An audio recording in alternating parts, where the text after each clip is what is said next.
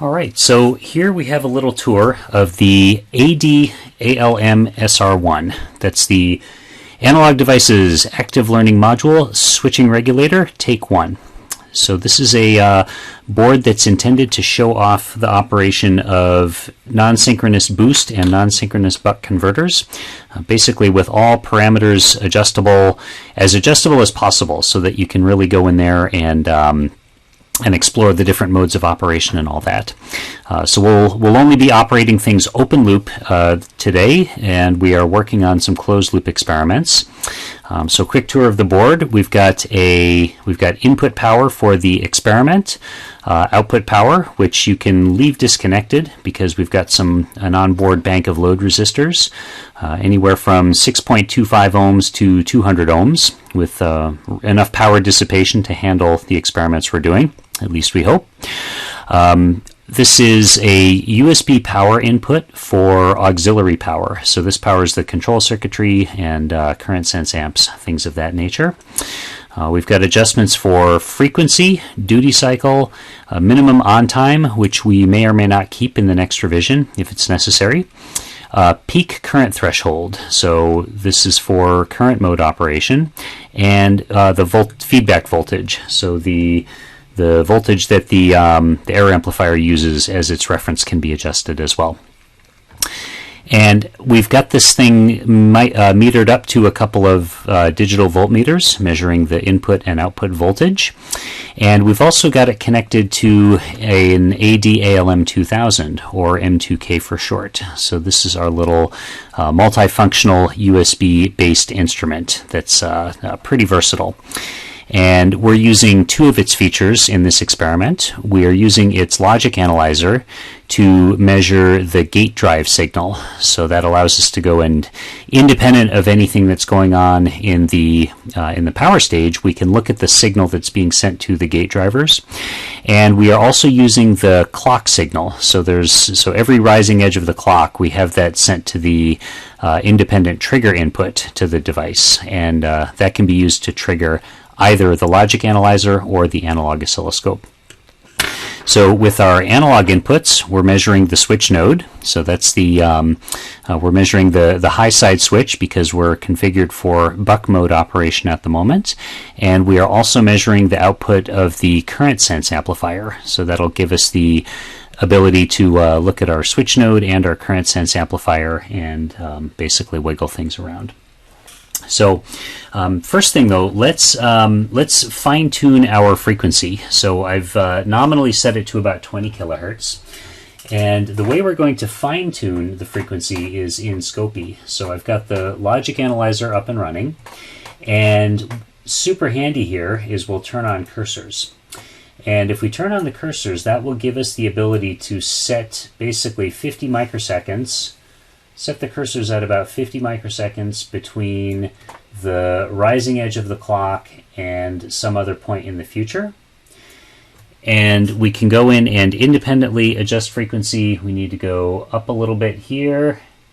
Yeah, so you can see we can wiggle around and really sort of get that next edge right at 50 microseconds or 20 kilohertz.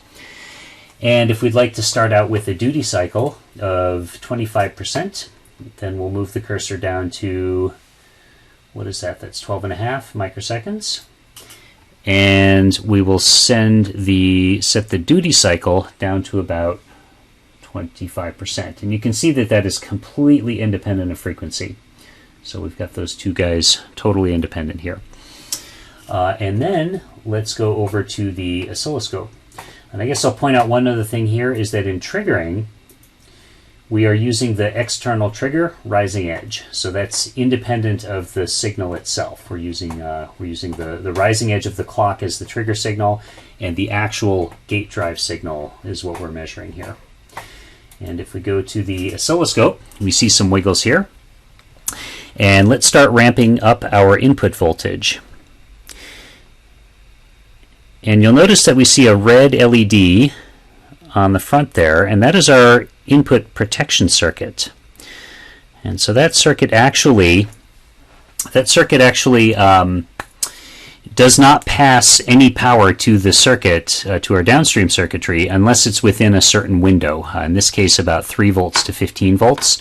So this handles over voltage and under voltage to about plus minus 40 volts, at least we hope.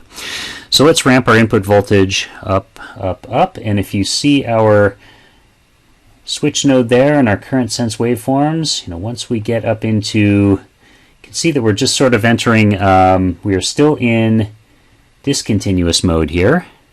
So even at about 10 volts of load, or I'm sorry, 10 volts at the input, and we've got about 2 volts at the output, which, given 25% duty cycle close to continuous conduction mode, that seems about right.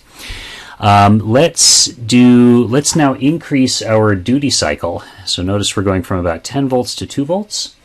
So let's go back to our logic analyzer and bump our duty cycle to 25 microseconds, or a high time to 25 microseconds. So let's increase that. Okay, so about 50% duty cycle. And you can see on the meter, we're now down to about 4.26 volts. And if we go back to our scope screen here, you see that we're well into continuous conduction mode. In fact, you can see that the inductor current never actually touches 0. So in theory, we should be getting about 5 volts with a 10 volt input, but in practice, we've got a diode drop, and we've got about 0.9 ohms of resistance in our inductor here, which is getting a tiny bit warm to the touch, but not much. And then if we start unloading our input, then we unloading our output, then we creep further back into discontinuous conduction mode. And there we go. So we've got 10 volts in and 7.6 volts out. You'll notice that this orange LED came on. That orange LED is just sort of a rough indicator that the lower resistors in the load bank are going to start getting pretty toasty. So they're 100 ohm resistors in series parallel combinations. So, mostly for buck experiments. Let's see. So I guess we'll keep the camera running if we can do this fairly quickly here. So I'm going to ramp the input power down now, and let's see if I can remember all the steps to go into boost mode. So this jumper shorts out our catch diode, so we're going to enable it. So we don't want to short out our catch diode. We want to select the high side current sense amplifier now.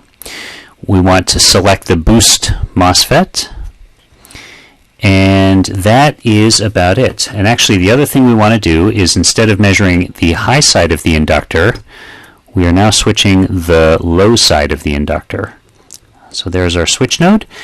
And similarly, we're going to measure this other current sense amplifier. So we always measure the current sense amplifier. We have 2 sense resistors so that we can measure the one that is not experiencing a common mode swing. So in buck mode, our high side resistor is bouncing around. In boost mode, our low side is bouncing around.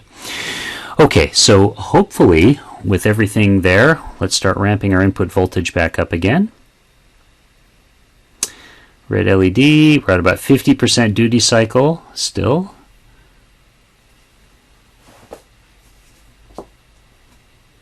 Boink, there we go.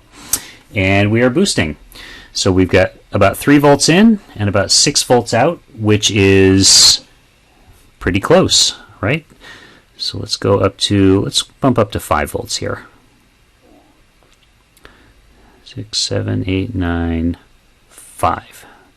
And sure enough, we are in continuous conduction mode.